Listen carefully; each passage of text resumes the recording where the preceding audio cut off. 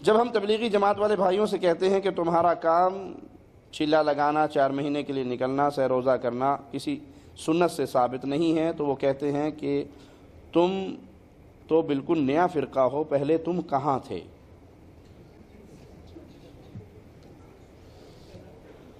فرقہ واقعی نیا ہوتا ہے، فرقہ نیا ہوتا ہے۔ ہم فرقہ نہیں ہیں، ہم اصل ہیں۔ ہم ہیں رسول اللہ صلی اللہ علیہ وسلم کی احادیث کو ماننے والے۔ جب سے حدیث رسول ہے تب سے اہل الحدیث ہیں، حدیث ماننے والے۔ قرآن جب سے ہے تب سے اہل الحدیث ہیں۔ قرآن کو بھی اللہ نے حدیث کہا ہے، فَبِأَيِّ حَدِيثٍ بَعْدَهُ يُؤْمِنُونَ۔ قرآن بھی حدیث کہا گیا اور فرمان مصطفیٰ کو بھی حدیث کہا گیا۔ تو جب سے قرآن و حدیث ہیں تب سے اہل الحدیث ہیں۔ فرقہ تو وہ ہے جس نے، مولانا الیاس صاحب کہتے ہیں کہ مجھے خواب میں اللہ کی طرف سے حکم ہوا کہ جاؤ اور تبلیغ کا کام شروع کرو۔ پھر مدینہ حاضری میں رسول اللہ صلی اللہ علیہ وسلم کی قبر مبارک سے بھی حکم ہوا کہ جاؤ تبلیغ کا کام شروع کرو۔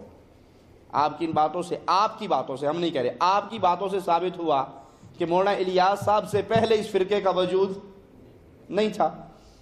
مولانا الیاس نے اس کی بنیاد رکھی، ان کو حکم ہوا، اور ہم کہتے ہیں اللہ کا حکم رب کے انبیاء کو ہوا کرتا ہے، انبیاء کے بعد کسی اور کو نہیں ہوتا۔ ہم پہ اعتراض کرنے والوں، ہمیں نیا ثابت تو کرو۔ ہم نے محمد کے بعد صلی اللہ علیہ وسلم کسی امام کو پکڑا؟ آپ کے تو 4800 ائمہ ہیں، ایک نہیں۔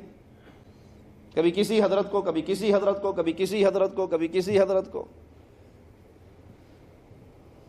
آپ کو تو دلائل دکھا بھی دیے جائیں کہ یہ چیزیں شرک ہیں، یہ بدعت ہیں، یہ خرافات۔ جی بات تو ٹھیک ہے، بزرگوں نے لکھا ہے، سوچ سمجھ کے لکھا ہوگا۔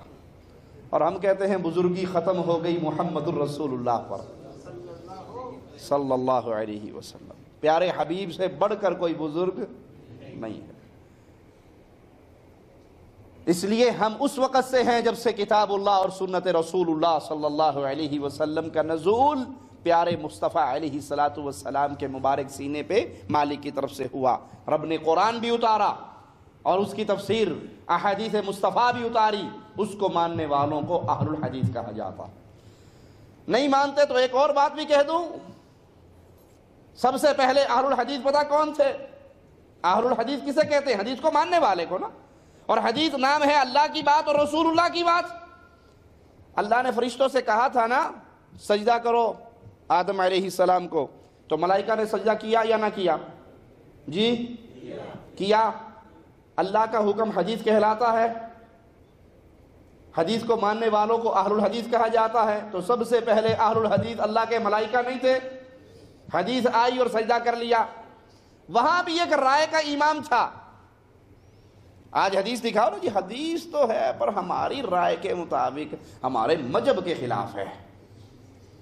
وہاں بھی ایک رائے کا امام تھا، اس نے کہا جی بالکل ٹھیک ہے، حدیث تو ہے کہ آدم کو سجدہ کیا جائے، لیکن میری رائے یہ ہے کہ میں چونکہ آگ سے پیدا ہوا ہوں، میری شان مٹی کے پتلے سے زیادہ ہے، میری رائے میں حدیث نہیں مانی جائے گی، رائے چلے گی۔ وہ رائے کا امام تھا جو ذلیل ہوا، اور فرشتے اہل الحدیث تھے جو اللہ کے پیارے بن گئے۔